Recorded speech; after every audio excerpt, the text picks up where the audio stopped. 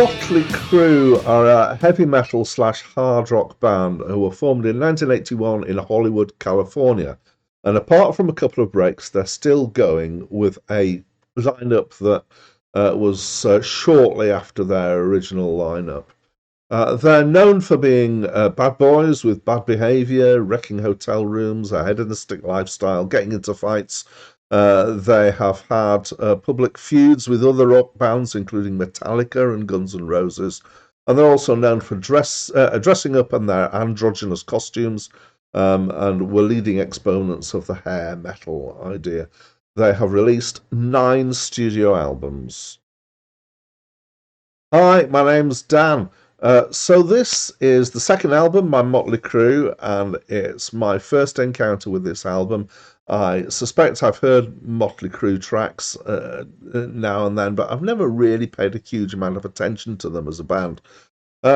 So my description of this would be that it is glam metal or hard rock, whichever you want to pick. So this is 80s, so we've not got to the big transition in heavy metal that came along towards the end of the 80s and into the early 90s, where the sound distinctly changed to what I now think of as being metal.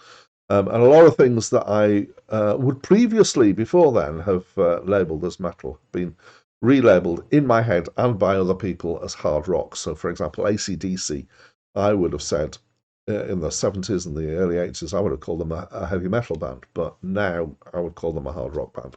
Anyway, so this is kind of somewhere in that continuum.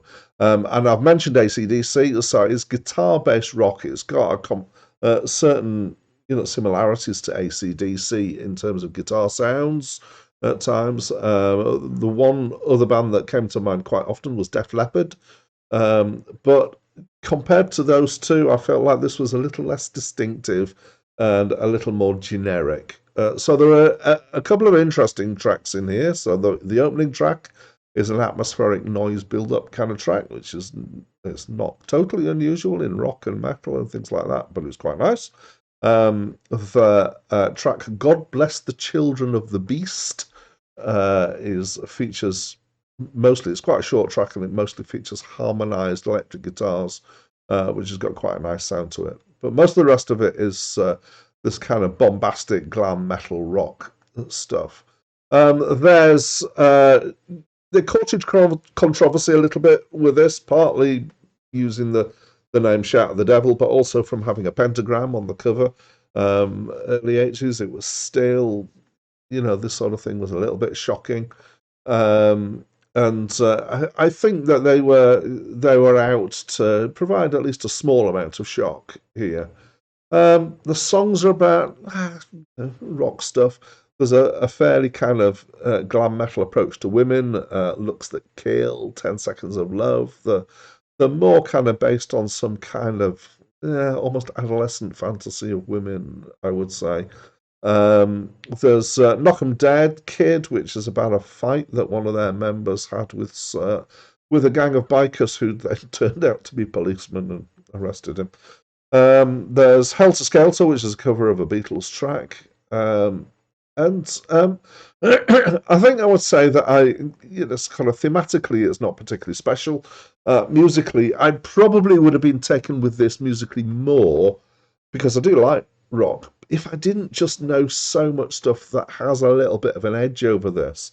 So I've already mentioned AC/DC. I would much prefer to listen to AC/DC over this, because it just has that kind of presence and humour to it. Or Led Zeppelin, sorry, not Led Zeppelin, Def Leppard, who I mentioned before, or UFO, who are a band in this kind of ilk that I really like. So I do like rock.